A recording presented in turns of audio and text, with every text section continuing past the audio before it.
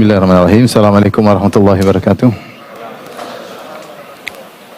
Alhamdulillahi ala ihsanih wa syukru lahu ala taufiqihi wa amtinani. Asyhadu an la ilaha illallah wahdahu la syarika lahu ta'ziman li sya'ni wa asyhadu anna Muhammadan abduhu wa rasuluhu da'ila ridwanih. Allahumma salli alaihi wa ala alihi wa ashabihi wa ikhwanih.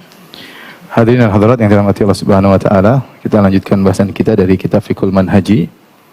Di antara kita belajar di antara untuk mengamalkan sabda Nabi sallallahu alaihi wasallam, talabul ilmi fardhatun ala kulli muslim. Menuntut ilmu adalah wajib bagi setiap muslim, yaitu muslim maupun muslimah. Dan dalam ilmu fikih banyak sekali hal-hal yang harus kita ketahui terkait dengan kegiatan kita sehari-hari. Saya rasa tidak ada ilmu yang paling diperlukan dalam kehidupan kita seperti ilmu akidah dan ilmu fikih. Dengan kita belajar ilmu fikih, kita memahami hukum-hukum Allah, sehingga kita ketika bertindak ada batasan-batasan yang kita bisa perhatikan, jangan sampai kita melampaui batas. Oleh karena kita dapati sebagian negara ketika mereka melazimkan madhab tertentu, misalnya meskipun madhab tertentu mereka lazimkan, tapi di situ ada belajar fikih, entah madhab apapun, mau madhab Hanafi, madhab Hambali, mau madhab Syafi'i atau madhab Maliki. Ketika masyarakat banyak belajar fikih, maka mereka lebih selamat dari kerusakan-kerusakan, lebih selamat dari liberalisme, karena mereka terbiasa dengan hukum-hukum Allah, ini boleh, ini tidak boleh. Ketika suatu negeri jauh daripada belajar ilmu fikih, maka penduduknya tidak ngerti tentang masalah hukum-hukum Allah, sehingga rentan untuk keluar dari batasan-batasan yang telah digariskan oleh Allah Subhanahu wa taala. Maka menghidupkan ilmu-ilmu agama, baik ilmu akidah maupun ilmu fikih adalah perlu, dan namun perlu kesabaran, butuh kesabaran bagi orang yang belajar ya. Kita sama-sama belajar, saya juga belajar, antum juga belajar. Dan banyak yang kita belajar terkait dengan keperluan kita sehari-hari. Ada yang tidak terkait dengan keperluan kita sehari-hari sebagai wawasan bagi kita. Mungkin suatu saat kita menghadapi permasalahan tersebut atau untuk kita ajarkan, tapi banyak terkait dengan keperluan kita dalam kehidupan kita sehari-hari. Nah, sekarang bahasan penting buat kita semua ketahui, baik ikhwan maupun akhwat, baik para suami maupun baik para istri ya, yaitu tentang kewajiban nafaqatuz zaujah ala zauj, yaitu kewajiban suami untuk menafkahi istri. Para penulis menyatakan dalam kitab ini bahwasanya tajibu nafaqatuz zaujah ala zauj bil ijma' bisyurutin muayyanah, bahwasanya wajib bagi suami untuk menafkahi istri berdasarkan ijma' ulama, tidak ada khilaf di kalangan para ulama, tapi dengan syarat-syarat tertentu yang telah dijelaskan oleh para fuqaha. Adapun dalil akan hal ini baik dari Al-Qur'an maupun sunnah Nabi sallallahu alaihi wasallam, di antaranya dari firman Allah Subhanahu wa taala, ar-rijalu qawwamuna 'alan nisa bima faddalallahu ba'dhum 'ala ba'dhin wa bima anfaqu min amwalihim. Bahwasanya para lelaki adalah pemimpin para wanita, ditafsirkan oleh Ibn Abbas, yaitu umara. Mereka adalah penguasa di rumah mereka, dalam rumah tangga. Bima faddalallahu ba'dahum ala ba'din, karena mereka memiliki kelebihan dibandingkan para wanita yang Allah memang siapkan untuk hal tersebut. Wa bima anfaqu min amwalihim, di antara sebab mereka menjadi pemimpin di rumah tangga karena mereka yang berinfak. Karena mereka berinfak untuk menjalani kehidupan rumah tangga. Ini isyarat tentang wajibnya suami untuk menafkahi istri. Kemudian ayat yang lain, wal walidatu yurdi'na auladahunna haulaini kamilaini liman arada ayyutimma ar-radha'ah wa 'alal mauludi lahu rizquhunna wa kiswatuhunna bil ma'ruf. Para wanita yang menyusui anak-anak mereka selama 2 tahun penuh ya, bagi yang hendak menyempurnakan persusuan, silakan. Kalau menyusui 2 tahun penuh boleh. Kemudian kata Allah, wa 'alal mauludi lahu rizquhunna, dan bagi sang ayah yang memiliki anak tersebut wajib untuk rizquhunna wa kiswatuhunna bil ma'ruf, wajib untuk memberi makan, yaitu rizq kepada istrinya dan juga memberi pakaian kepada istrinya dengan cara yang ma'ruf ya. Maka jelas dalam ayat ini Allah mengatakan wa 'alal mauludi lahu, ay wa 'alaz zauj ya, kepada suami wajib untuk menafkahi istri. Kemudian juga itu dari Al-Qur'an, dalam hadis yang diriwayatkan oleh Imam Muslim dalam Kitabul Hajj dari Jabir bin Abdullah radhiyallahu taala anhu ketika Nabi SAW berkhutbah dalam haji wada. Ya, Rasulullah menyampaikan perkara-perkara yang penting dan urgent dalam khutbah tersebut. Di antaranya Rasulullah SAW bersabda, "Walahunna 'alaikum rizquhunna wa kiswatuhunna bil ma'ruf." Dan mereka punya hak, yaitu para istri atas kalian wahai para suami untuk mendapatkan nafkah dan pakaian dengan cara yang ma'ruf. Ini dalil-dalil yang disebut oleh para ulama dan ijma', tidak ada khilaf dalam masalah ini bahwasanya suami yang wajib untuk memberi nafkah kepada istri. Kemudian hikmah dari hal ini ya, tentunya masing-masing punya tugas. Suami punya tugas mencari nafkah, istri punya tugas untuk ngurusi rumah tangga ya. Ngurusi suaminya kalau pulang ke rumah, suaminya letih. Terus ngurusi anaknya ya. Kalau ada anaknya, ngurusi kebersihan rumah ya. Masing-masing punya tugas. Makanya kita katakan bahwasanya lelaki dan wanita adalah partner di antara mereka. Allah menciptakan wanita dengan kelembutannya, dengan perasanya, bapernya, itu semua dibutuhkan dalam kehidupan dalam rumah tangga sebagai seorang ibu, sebagai wanita yang bersih-bersih. Makanya dia baper, ada kotor sedikit dia baper. Kalau laki-laki kotor sedikit biarin aja. Karena kebaperannya itu adalah kelebihannya sebenarnya. Kebaperan itu kelebihannya, kekurangannya kelebihannya. Sehingga wanita adalah partner bagi sang lelaki, bukan kompetitor, tapi dia adalah partner bagi sang lelaki, saling melengkapi. Jika tidak demikian, jika ternyata keuangan semua yang menanggung adalah wanita, maka akan rusak kehidupan rumah tangga. Misalnya, yang bayar mahar wanita, laki-laki terima mahar.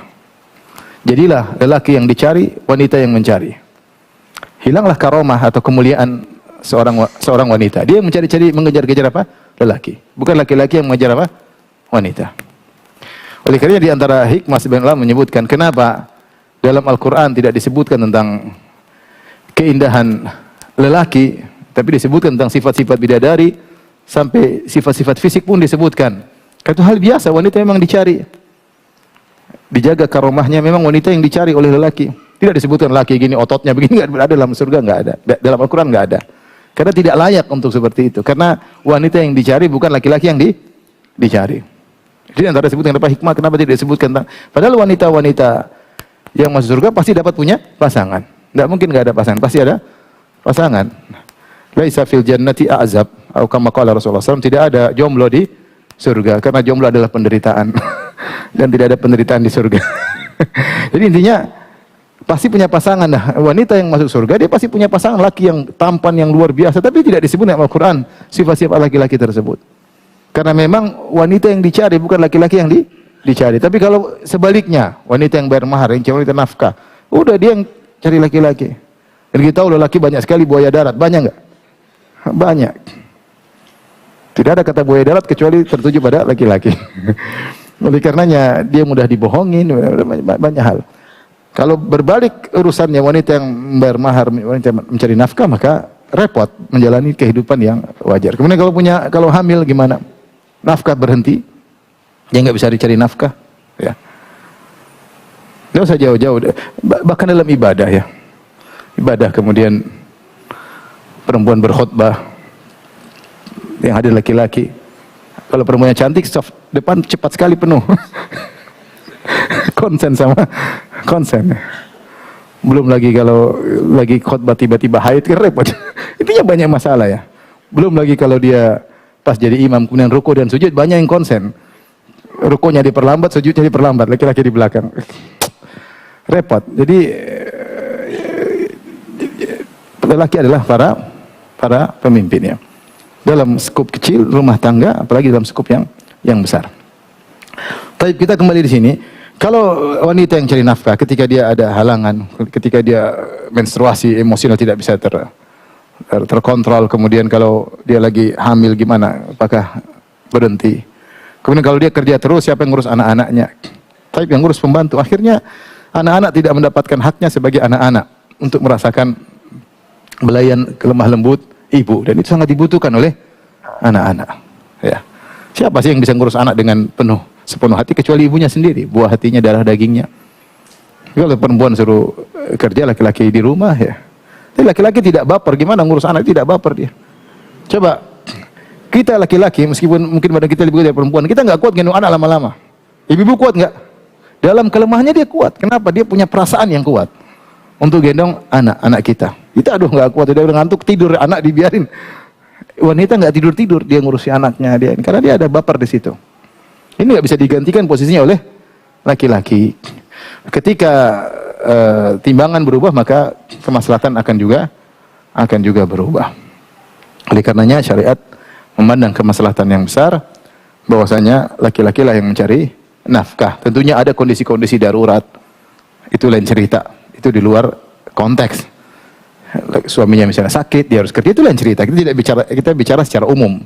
Adapun kondisi-kondisi tertentu bisa saja perempuan yang cari nafkah, terutama seperti di daerah kita ada suami sudah kerja. Saya dapati kasus yang saya pernah hadapi, dua-duanya datang suami istri, istrinya nangis luar biasa.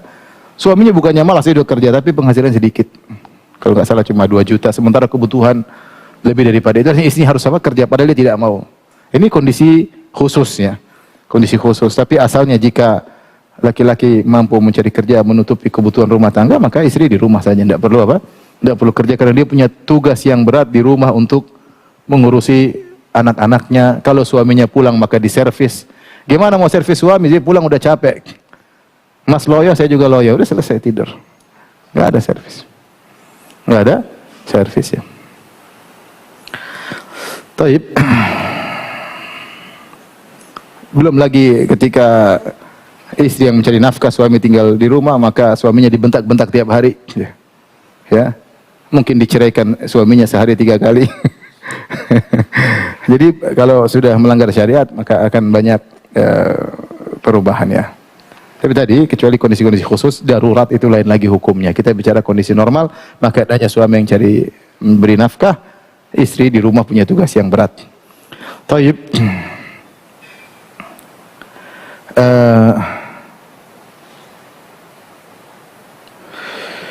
Kapan lelaki wajib menafkahi wanita? Kapan lelaki terkena kewajiban menafkahi istri?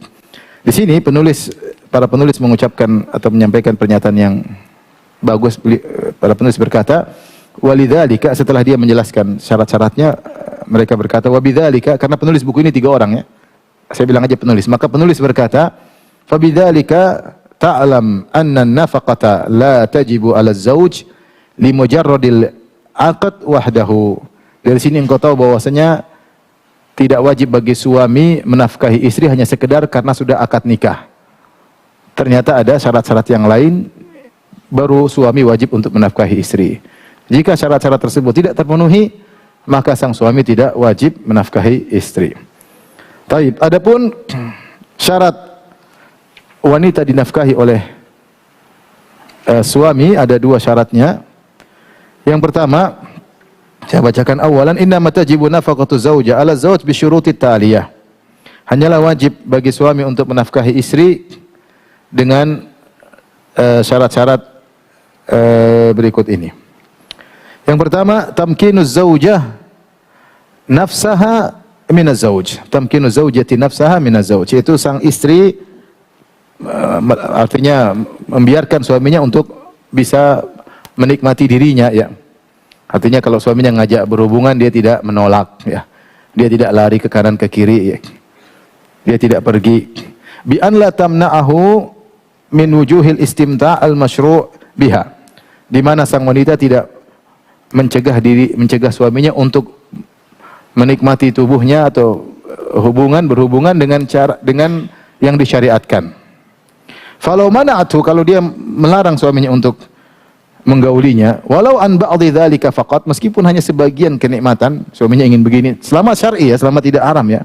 Suaminya ingin begini, suaminya ingin, dia tidak mau dan tidak ada kemudaratan bagi dia, lam tajib nafaqatuha ala zauj, maka sang suami tidak wajib untuk menafkahi istri. Perlu dijelaskan? Tidak perlu. Perkataan muallif, walau an ba'dhi dzalika faqat, kalau suaminya, istrinya tidak mau dinikmati meskipun hanya sebagian cara menikmati dia, maka tidak wajib untuk menafkahi istri. Misalnya suaminya ingin cium bibirnya, atau suaminya ingin mencium bibirnya, jadi kau jangan cium bibir saya. Gak ada penafkah. Hari ini kau tidak kesempatan sendiri, saya gak mau. Meskipun tidak mau dicium, sedikit tidak mau dicium bibir, tidak mencium bibir, tidak mau. Kenapa ada alasan jelas? Kenapa ada alasannya? Jelas. Ada tidak mau dicium bibir, kenapa? Kumisnya terlalu panjang, itu yang cerita. Kamu juga kumis potong pendek, terlalu cium. Misalnya. Demikian juga bentuk-bentuk menggauli istri, bentuk-bentuk yang dibolehkan. Jadi hukum asal menggauli istri adalah boleh, kecuali diharapkan oleh Allah SWT. Adapun kalau suaminya ingin menggauli istrinya dengan cara yang haram, kemudian istrinya tidak mau, maka kewajiban nafkah tetap harus. Misalnya, alhamdulillah sang suami ingin menggauli istrinya dari dubur misalnya, tidak boleh, ya haram. Maupun orang seperti dilarang oleh Allah Subhanahu wa taala. Atau ingin menggauli dari kemaluan saya istri sebentar istri berkondisi apa? Haid. Ini tidak boleh. Istri bilang enggak boleh, Mas. Boleh, enggak apa-apa. Saya bayar kafarah nanti. Enggak boleh. Ini bukan masalah kafarah bayar kafarah, ini masalahnya haram. Ya, Allah telah melarang ya. Hal ini ya.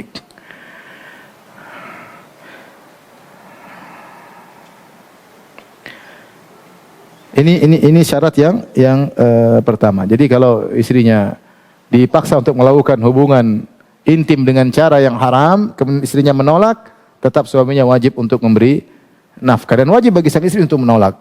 Karena harus bertakwa kepada Allah Subhanahu wa taala. Dalam berhubungan pun harus bertakwa kepada Allah Subhanahu wa taala, tidak liar.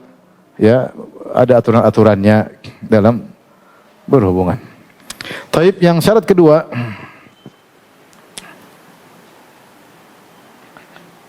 an tattabi'ahu fil makani wal bait alladhi yakhtaruhu ya. Yaitu sang wanita ikut suaminya di tempat lokasi dia tinggal atau rumah yang dipilih oleh suaminya. Wa yastaqirru fihi, ikut suaminya tinggal di mana dia ikut. Malam yakunil makanu awil baitu ghairu salihin lis-sakan.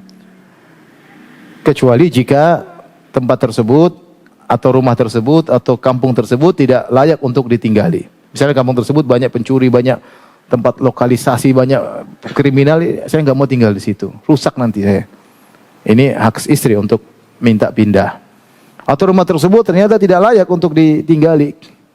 Ya ternyata misalnya sangat kotor, sangat kumuh, sapi tanknya penuh misalnya dengan berbagai macam penyakit di situ, maka dia bilang kalau sini saya bisa sakit-sakitan, maka boleh dia menolak ya. Tapi kalau tempatnya tersebut layak untuk ditinggali, kemudian kampung yang ditinggali juga layak, maka dia harus ikut.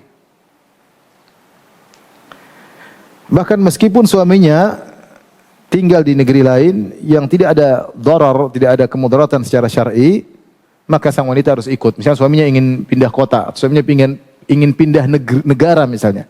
Kita pingin saya harus kerja di sana, saya cari nafkah dan tidak ada kemudaratan tinggal di sana. Ya, secara syar'i enggak ada kemudaratan, maka wajib bagi sang istri untuk nurut, untuk ikut kepada suaminya. Adapun kalau dia enggan untuk nurut, tidak mau tinggal di kampung tersebut padahal tidak ada masalah, tidak mau tinggal di rumah tersebut. Oh, rumahnya kurang mewah, tidak mau juga, ya. Kemudian juga tidak mau pindah kota misalnya, maka tidak wajib memberi nafkah kepada wanita tersebut. Ya. Saya mau intermezzo sedikit. Ada kisah lucu, mau dengar? Ini kisah nyata. Jadi kemarin saya pas ketemu dengan sebagian kawan, cerita Firanda, ini ada kisah nyata. Ini sekedar, ibu-ibu jangan marah ya. Dan jangan ditiru. Ada seorang ikhwan mau poligami, maka dia utarakan kepada istrinya. Dia bilang, istriku, saya ingin poligami. Istrinya bilang, oke, saya dukung.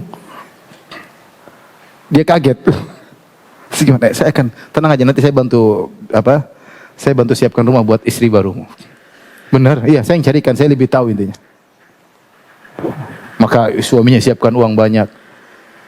Diberilah atau disewalah rumah yang mewah. Saya lupa dia bilang beli atau pokoknya disiapkan rumah besar.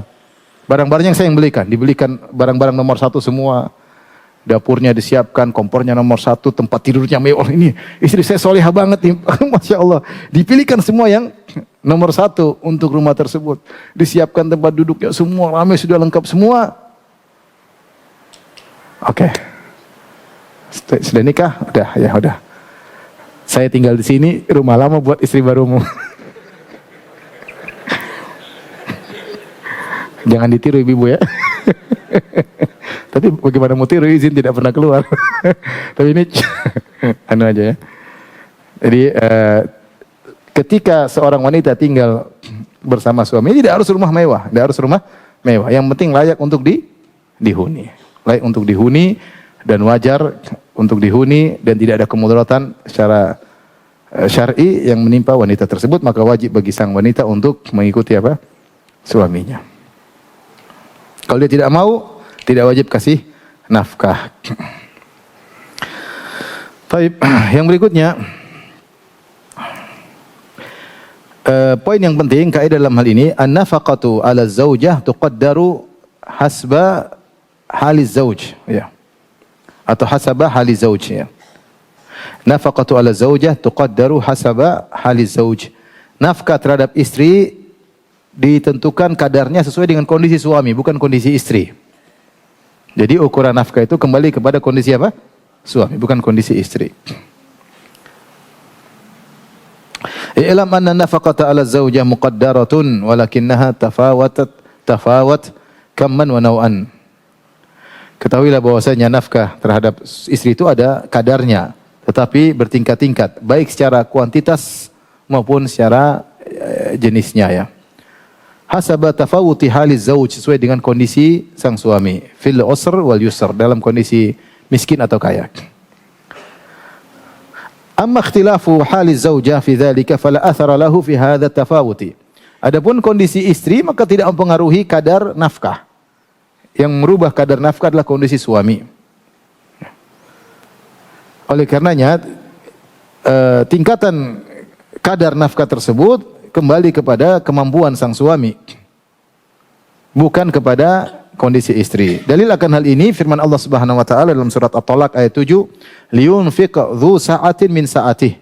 Hendaknya orang diberi kelapangan berinfak dengan kelapangannya. Itu kalau punya kelapangan berinfak, jangan pelit-pelit. Wa man qudira alaihi rizquhu falyunfiq mimma atahu Allah. Siapa yang disempitkan rezekinya, maka dia berinfak atau mengeluarkan nafkah sesuai dengan apa yang Allah berikan kepadanya. La yukallifullahu nafsan illa ma ataha. Allah tidak membebani seseorang di luar kemampuannya. Saya ja'alullahu ba'da usri yusra. Allah akan berikan setelah kesulitan ada kemudahan, ya.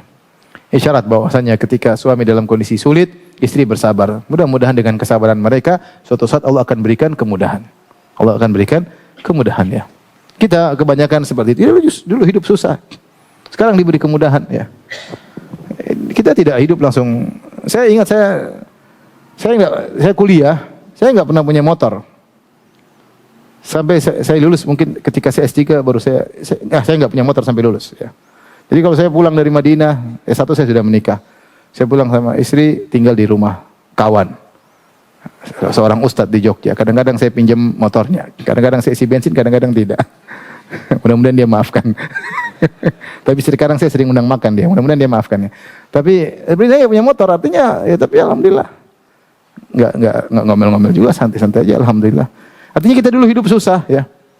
Kalau insya Allah kalau banyak bersabar dengan sebab-sebab, insya Allah lagi udah banyak anak tambah apa? Rezeki, insya Allah lapangkan, ya. Kalau kita diberi kesulitan, sabar. Ini Allah mengatakan di sini. Wa man qudira alaihi rizquhu falyunfiq mimma atahullah. La yukallifullahu nafsan illa ma ataha, sayaj'alullahu ba'da usrin yusra. Sabar kalau dapat kesulitan. Di sini Allah mengatakan yang kaya berinfak sesuai dengan kelapangan hartanya, yang miskin sesuai dengan kemampuannya. Allah tidak menilai luar kemampuannya. Dari sini para fuqaha disebutkan dalam buku ini, ya, menyebutkan bahwasanya, perhatikan sini, kadar nafkah suami kepada istri ada 3 model, ya. 3 model. Yang pertama, suami kaya. Yang kedua, suami tengah-tengah. Apa bahasa Indonesianya? Sedang ya, sedang. Sedang. Yang ketiga, miskin. Siapa antum? Suami miskin. Kurang, maksudnya kekurangan.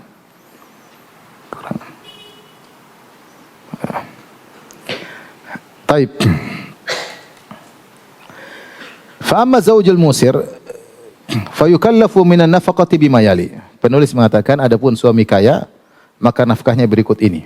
Di sini sebutnya ada 3. Yang pertama ya adalah ma yusawi muddain hafnataini kabirataini kulla yawmin min ghalibi qutil balad allati hiya fiha ma'a taklufati tahnihi wa khubzihi wa ma yatba'u dhalik au yuqaddim dhalika khubzan jahizan. Yang pertama kata dia untuk makanan pokok, makanan pokok hanya 2 mud. Hanya ini yang wajib ya, hanya 2 mud. 1 mud itu segini. 1 mud. Mud kedua begini. Ya. Jadi 2 mud, ini orang kaya. Antum kalau kasih nafkah sama istri, ambil beras 1, 2. Saya orang kaya. Selesai. Ini orang kaya cuma wajib 2 beras. Ini berapa kilo kira-kira? Kalau 4 begini 1 sok. 4 begini 1 sok. Jadi kira-kira setengah zakat tiap hari. Paham? Jadi setengah zakat lah, setengah sok. Ini yang kaya. Kemudian kalau gandum maka diolah. Tentunya dengan biaya untuk memasaknya. Masak nasi gampang, tinggal kasih air, nyala selesai.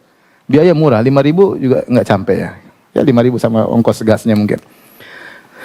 Kalau roti ya sama biaya pengolahan karena nggak mungkin makan gandum mentah-mentah. Maksudnya gandum ini bisa dirubah jadi apa? Roti. Saya rasa 2 begini udah banyak. Kecuali istri gemuk banget, paham? Ini bisa makan 3 kali. Ya enggak?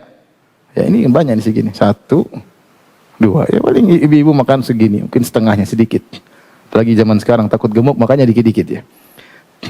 Atau dia hidangkan dalam bentuk roti yang sudah jadi. Ini roti dari olahan 2 mud 2 mud gandum untuk 3 kali makan. Bukan sekali apa? Sekali makan. Untuk 3 kali makan. Ini bagi yang kaya. Ya boleh mentahan tapi dengan biaya pengolahan. Dengan biaya pengolahan.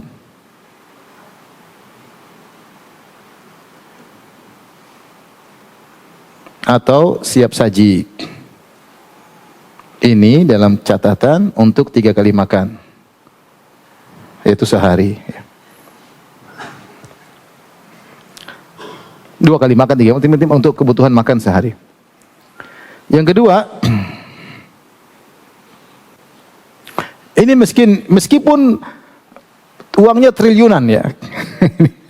Dia yang wajib bagi dia cuma ini. Ini makanya fuqaha teliti dalamnya, mereka ingin menyebut kadar wajib. Artinya kalau lebih dari itu adalah kebaikan dari apa? Suami, kebaikan dari suami.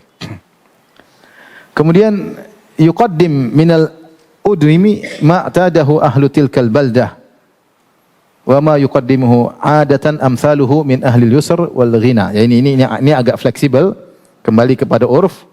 Idam itu apa? Kuahnya, lauknya ya, apa? Lauknya ya? Ya lauknya, entah sayur sama ikannya itu lauknya. Ya. Idamnya yaitu sayurnya, ikannya, dagingnya. Ini kembali kepada urf. Kepada urf, biasanya orang kaya seperti apa. Tapi tentu ada syarat, tidak harus berlebihan. Seperti orang seperti dia bagaimana? Kalau dia kaya raya ya makannya daging lah. Daging, ayam, ikan ya. Ya seperti itu. Kemudian yang ketiga terkait dengan baju. Al-kiswah al-la'iq, ini kembali kepada ahlul balad di kampung dia ya. Artinya sesuai dengan urf di masyarakat itu. Yang ketiga al-kiswatul la'iqatu bi zaujatil musirin fitil kal baldah. Pakaian yang pantas cocok bagi istri-istri orang-orang kaya ya. Jadi pakaian juga sesuai urf.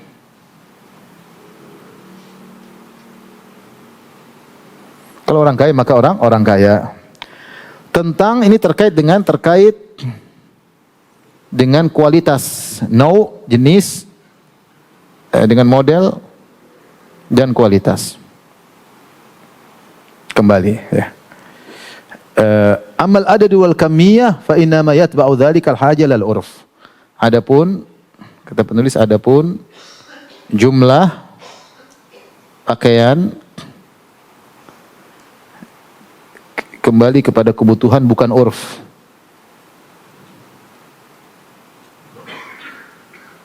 Bukan urf. Misalnya di kampung tersebut orang kaya urfnya bajunya 100. Tidak wajib bagi kita orang kaya untuk belikan istri kita baju 100. Misalnya kita kaya, enggak wajib. Jelas benar modelnya ya oke, baju yang oke, yang layak, orang kaya. Orang kalau lihat tahu ini orang berada. Kalau jenisnya atau modelnya iya, kita ikut urf, tapi jumlahnya tidak sesuai dengan kebutuhan. Karena Rasulullah larang, Rasulullah mengatakan, "Kul washrab wa tasaddaq min ghairi sarafin wala makhyalah." Silakan belanja tapi jangan tasaddaq, itu belanja tapi jangan berlebih-lebihan. Jangan berlebih-lebihan. Jadi jumlahnya sesuai. Kita kebutuhan istri berapa kebutuhan kita? Coba istri kita butuhnya apa? Seminggu 7 hari. Taruhlah setiap hari ganti baju berarti 7 baju. Iya enggak? 7 baju. Baju tidur ganti enggak tiap hari? Mungkin enggak, gantung pakai lagi, gantung pakai lagi. 3 aja, kalau enggak suruh cuci ya. Berdasarkan kebutuhan. Taruhlah beli 7, setiap hari ada baju tidur yang baru. Ya, udah berapa lagi, enggak banyak-banyak ya. Baju 20, 30, 20 sudah cukup, lebih dari cukup. Subhanallah, kita lihat baca sirah para sahabat. Ketika Rasulullah SAW menyuruh orang untuk wanita untuk keluar ikut sholat Id, sebagian mereka enggak punya jilbab. Kata Nabi, pinjam dari yang lain, minjemkan. Subhanallah, yang lain apa? Minjemkan. Saya para ulama bahas tentang bolehkah baju yang kita pakai ketika haid balik pakai untuk sholat. Saya bahas, para ulama bahas bolehkah seorang sholat dengan satu pakaian, satu kain aja, karena nggak punya kain banyak. Mereka dulu miskin. Sampai dibahas, kalau kita ngapain bahas ini, semua orang udah punya baju sekarang. Ingat ketika ada wanita menawarkan dirinya kepada Nabi SAW. Kemudian Nabi melihat ke atas, melihat ke bawah, Rasulullah tidak tertarik. Kemudian dia berkata, ya Rasulullah, illam yakun laka bihajah fazawijniha. Ya Rasulullah, kalau kau tidak mau sama wanita, nikahkan aku dengan dia. Akhirnya Rasulullah SAW mengatakan, saya nikahkan. Saya punya mahar apa? Saya punya sarung ya Rasulullah. Punya izar. Terus, ya kalau saya kasih, saya nggak punya izar lagi. Ini mau jadi mahar, kalau saya kasih, nggak ada lagi mau dipakai. Subhanallah. Maksud saya, mereka dulu hidup apa? Sesusah. Ya, hidup. Jadi tidak wajib bagi kita untuk kasih pakaian istri sampai 30, 40, 50, nggak wajib. Kalau kita beri, maka itulah kebaikan dan tidak boleh israf. Tidak boleh apa? Israf. Jadi modelnya sesuai dengan taraf hidup kita, tetapi jumlahnya sesuai dengan apa? Kebutuhan. Sesuai dengan hajah. Maka kemudian demikian juga terkait dengan kiswah adalah asas, perabot, firash, tempat tidur, alat-alat perabot dapur, ini semua kualitasnya kembali kepada urf. Orang kaya biasanya ya alat-alatnya seperti ini, teflonnya beda, misalnya kompornya kompor gas, mungkin mata ininya ada 6, mungkin ya. Kalau miskin ya 1 aja, tabung gasnya kecil begini. Kembali kepada urf. Tetapi jumlahnya tidak boleh berlebihan, sesuai dengan apa? Kebutuhan. Allah berfirman, wa 'alal mauludi lahu rizquhunna wa kiswatuhunna bil ma'ruf. Bagi suami wajib untuk memberikan pakaian kepada sang wanita bil ma'ruf, dengan ma'ruf. Taib yang kedua, suami yang sedang. Taib. Makanan pokok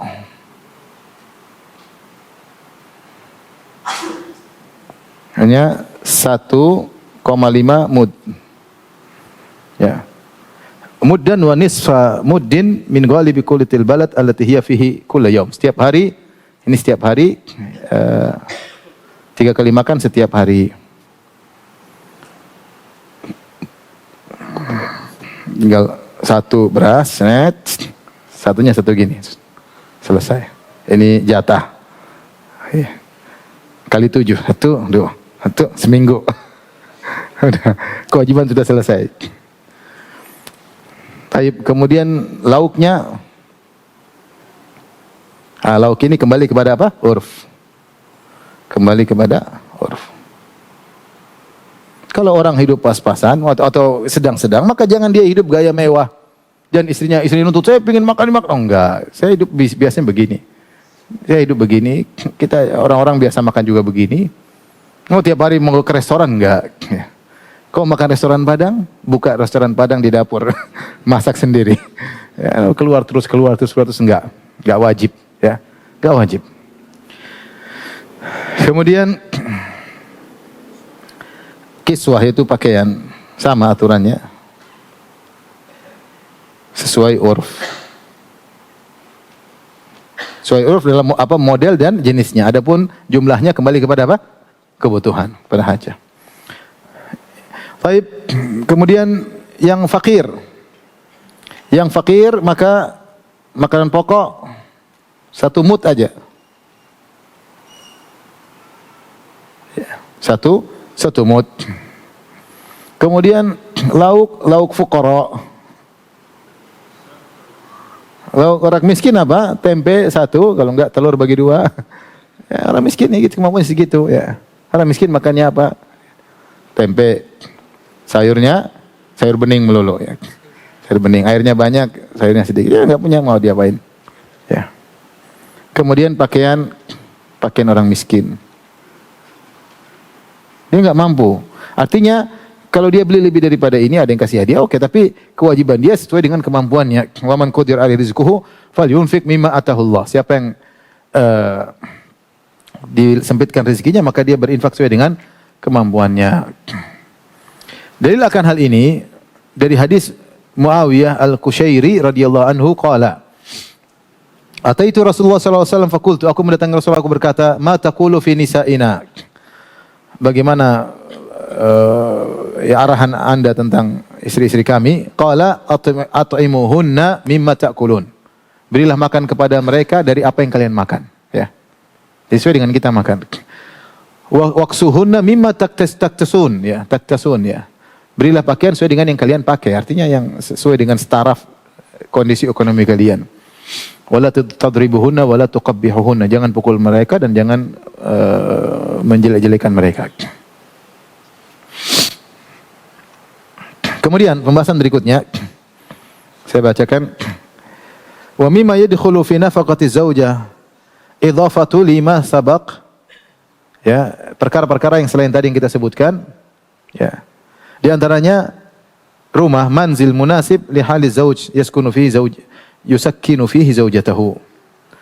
Intinya rumah yang cocok, yang pas buat istrinya, yang semua kebutuhan daruriyat, kebutuhan primer terpenuhi.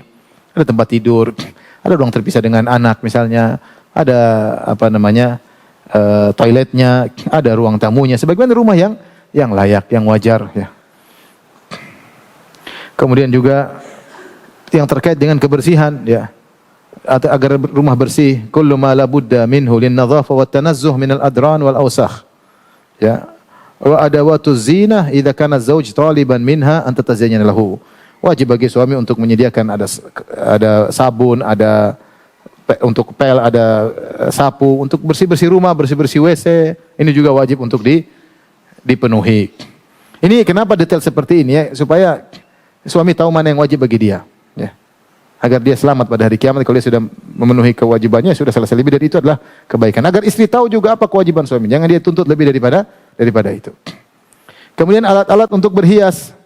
Kalau dia memang suami ingin istrinya berhias, ya. Jangan suaminya bilang kamu harus kurus, kamu harus kinclong, kamu harus glowing, tapi uang ke salon tidak ada. Ketika dia bilang, istriku kamu harus cantik, harus mulus, harus gini, kemudian iya suami, mana duit ke salon? Udah Abi ridho, meskipun kamu gembrot enggak apa-apa. Dia pelit padahal, ya.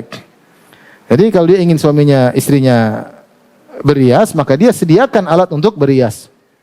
Kalau dia qanaah enggak perlu berhias, ya sudah, enggak wajib bagi untuk berhias. Bersih-bersih, yang penting bersih. Yang ketiga, yang juga harus diperhatikan, masalah pembantu. Ini khilaf di kalangan para ulama. Saya bacakan aja perkataan penulis di sini. Al-khadim idza kanatiz zaujatu mimman yukhdamu mithluha fi baiti abiha. Wajib bagi suami untuk menghadirkan pembantu jika istrinya sebelum dinikahi ternyata memang sering dilayani di rumah bapaknya. Artinya tinggal rumah bapaknya ada pembantu melayani dia. Sawa'un kana zauj musiran au mutawassital hal au kana fakhiran. Apakah suaminya kaya atau sedang-sedang atau miskin, kalau dia nikahi wanita yang memang biasanya ada pembantu, maka dia harus hadirkan pembantu jika dia mampu tentunya. Fayajibu alaihi an yuqaddima laha man yakhdimuha bil qadar alladhi tandafi'u bihil hajah. Mendatangkan pembantu yang dengan bantu tersebut keperluannya bisa terpenuhi. Wa yanbaghi an yakuna hadzal khadimu untha, hendaknya pembantu tersebut perempuan. Au tiflan mumayyazan ghairu balik, atau anak yang ngerti tapi belum balik, karena udah balik enggak boleh. Au mahraman laha, atau lelaki tapi mahram baginya. Wa ujratu hadzal khadim innama hiya ala zauj, dan gaji asisten rumah tangga ini adalah ditanggung oleh apa? Suami. Ini ada khilaf dengan para ulama apakah suami wajib menghadirkan bantu atau tidak, karena ketika Fatimah radhiyallahu taala anha datang kepada Nabi minta membantu, maka Nabi tidak memberikan membantu. Nabi suruh Fatimah tetap apa? Kerja. Seperti Asma bintu Abi Bakar juga membantu Zubair bin Awam sambil mengangkat untuk memberi makanan kepada kudanya dan perjalanan jauh. Sehingga sebagian mengatakan tidak wajib, sebagian mengatakan wajib. Karena Allah mengatakan bil ma'ruf. Yang mengatakan wajib mereka berdalil dengan apa? Wa alal mauludi lahu rizquhunna wa kiswatuhunna bil ma'ruf. Wajib bagi suami untuk beri rizki atau nafkah kebutuhan sang istri bil ma'ruf, sesuai dengan ma'ruf, dan ma'rufnya dia sebelum menikah dia dilayani. Maka dia berhak mendapatkan kema'rufan tersebut sebagaimana sebelum menikah, setelah menikah dia juga berhak mendapatkan apa? Pembantu, ya. Tapi ini pembicaraan bagi yang mampu. Bagi yang mampu, yang tidak mampu ya sudah. Kalau yang mampu maksud saya, jika seorang laki menikahi wanita yang dulu di rumahnya dia ada pembantunya, maka wajib bagi dia kalau dia punya duit untuk menyediakan bantu untuk apa? Istrinya. Tapi kalau sebelum menikah istrinya ternyata tidak dilayani oleh pembantu, maka urf wanita ini sebelum menikah tidak perlu apa? Pembantu. Maka tidak wajib bagi suami untuk menghadirkan pembantu. Ini pendapat yang tengah. Pendapat yang tengah di antara hilaf di kalangan para ulama, ya. Taib. Kemudian pembahasan berikutnya. Hal nafaqatu zaujah tamlikun au tamkinun. Apakah nafkah yang dikeluarkan suami kepada istri itu hanyalah tamkin, artinya memudahkan dia, boleh untuk dia gunakan, atau menjadi milik sang istri? Bedanya di mana? Bedanya begini. Bedanya tamlik sama tamkin. Kalau tamkin artinya ini uang silakan kau buat makan, silakan. Kalau dia lagi nggak punya ya sudah. Misalnya sang suami 1 tahun kaya, kasih makan kaya. Ketika dia susah, dia nggak bisa kasih nafkah, maka istrinya bantu dia macam-macam. Kemudian ketika dia kaya lagi, istrinya tidak boleh bilang, kamu setahun kemarin nggak kasih nafkah. Saya total ya, sehari kali 365 hari kali 12 kali setahun. Ini itu enggak. Karena asalnya muasat itu saling tolong menolong ya antara suami dan istri. Kecuali kalau qadhi sudah masuk di mahkamah, ada problem, ada masalah, kemudian dipanggil, kamu wajib kasih istrimu sebulan 5 juta atau 2 juta, 3 juta.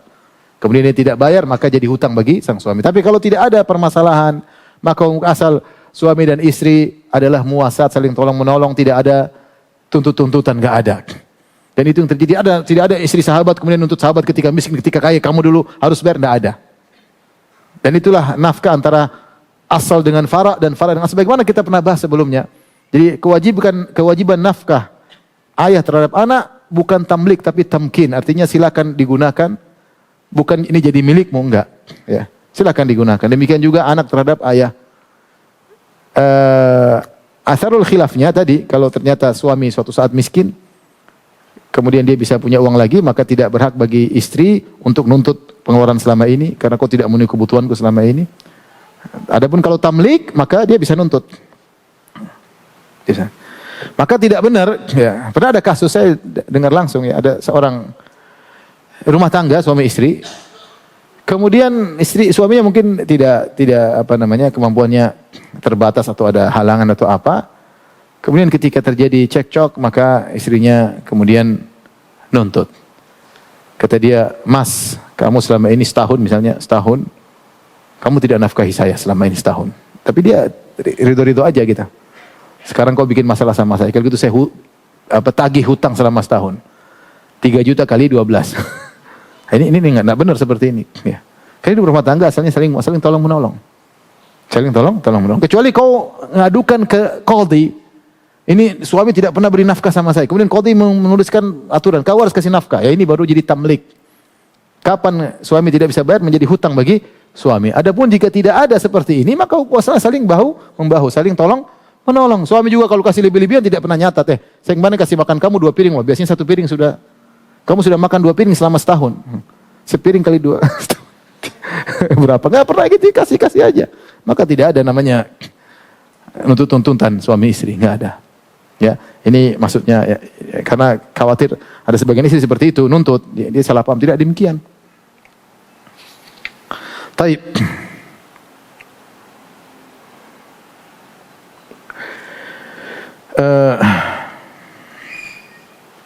Taib kita mimma sabaqa, kesimpulan dari pembahasan yang lalu, maka engkau mengetahui bahwasanya makanan pokok yang harus ada dalam makanan tidak terkait dengan urf. Apa namanya? Selalu kewajibannya konstan.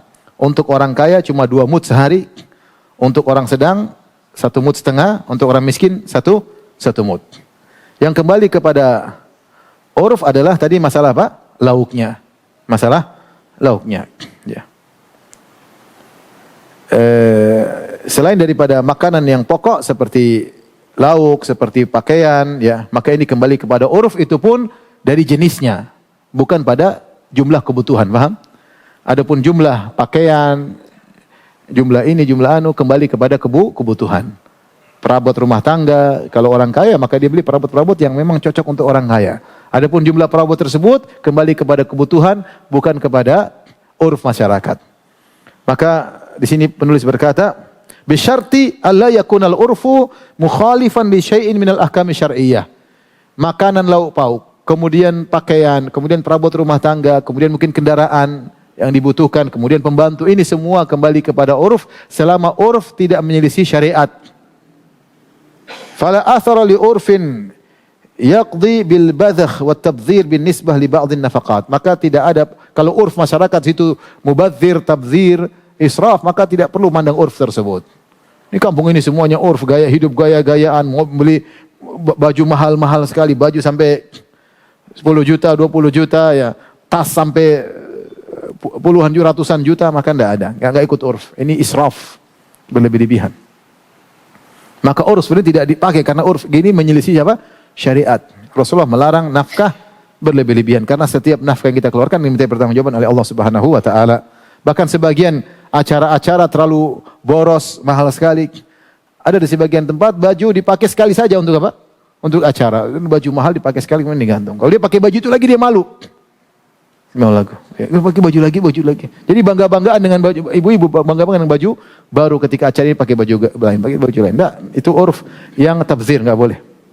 Kama huwa waqi'un, sebagaimana real yang terjadi, wa katsir, dan banyak terjadi, wa murhiq fi hadhil azman, dan merepotkan di zaman sekarang ini. Ini penulis menceritakan tentang zaman dia. Kalau suami ya ternyata mengalami kesulitan, maka dia turun dari kaya menjadi sedang atau sampai pada derajat fakir, ya, maka tidak ada kelaziman bagi suami tersebut karena dia diwajibkan untuk berinfak sesuai dengan kemampuannya, dan tetap istri harus ridho kepada suaminya. Ini perhatikan ya. Jangan ada uang abang disayang, tidak ada uang abang ditendang ya.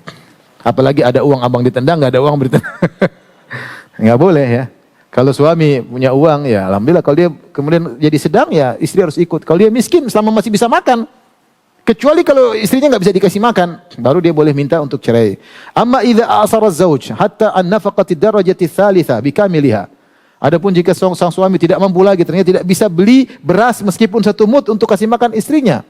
falizawja inda idzin an tutaliba bi faskhil nikah, maka dia boleh pergi ke mahkamah untuk minta cerai karena dia tidak bisa dikasih makan. Namun sebenarnya mengatakan ditunggu sampai 3 hari. Siapa tahu hari ketiga bisa kasih makan. Kalau 3 hari tidak bisa kasih makan, maka boleh minta cerai. Tetapi wa in radiyat bil baqa' ma zawjiha ala ajzihi fala an tatluba faskhan nikah ba'da dzalik. Kalau dia, saya sabarlah sama suami saya meskipun tidak mampu kasih saya makan. Kemudian ternyata bulan depan dia tidak mampu, boleh saja bulan depan dia minta cerai karena kemudaratan akan menimpanya. Adapun walakin la yajuzu laha hadzal fasakh idza asaran bi ba'd nafaqati darajati tsalitsah kana asaran taqdimil udum li'annahu tabi. Adapun jika suaminya mampu menghadirkan beras tapi tidak mau membelikan lauk, tidak boleh minta cerai. Karena makan beras pun masih bisa hidup, paham? Meskipun tambah lauk, mungkin suaminya bisa belikan garam ya. Wabil imkan an taquma nafs bidunihi, dan seorang bisa hidup tanpa harus ada lauk. Au ka'an ajiza an nafaqatil khadim. Ternyata suami tidak mampu menghadirkan pembantu, maka tidak boleh dia minta cerai li annal khidmata minal mukammilat allati yumkinu lil badani an yakuma biduniha. Karena pembantu itu hanyalah penyempurna. Tanpa pembantu pun seorang bisa menjalankan kehidupan. Adapun kalau tidak mampu sama sekali, maka dia berhak untuk minta cerai. Baik. Demikian saja yang bisa saya sampaikan tentang nafkah suami terhadap istri. Jadi masing-masing kita harus tahu kewajibannya dan masing-masing kita harus tahu apa haknya. Ya. Maka saya ingatkan kepada para wanita, ingat di antara syarat wanita mendapatkan nafkah 2 tadi. Yang pertama, dia harus apa? Nurut sama suaminya ketika suaminya mengajaknya untuk berhubungan intim, dan tidak boleh menolak suaminya ingin cium ininya, dia tidak boleh apa? Menolak, dia membiarkan dirinya untuk melayani sang suami. Yang kedua, kalau suaminya tinggal di rumah yang layak, dia harus ridho untuk tinggal di rumah tersebut. Jadilah istri-istri yang solehah dan bertakwa kepada Allah Subhanahu wa taala. Dan suami juga jangan pelit ya, baik-baik sama istri agar istri bisa semangat dalam melayani para suami. Demikian, subhanakallah bihamdik asyhadu alla ilaha illa anta astaghfiruka wa atubu ilaik. Assalamualaikum warahmatullahi wabarakatuh.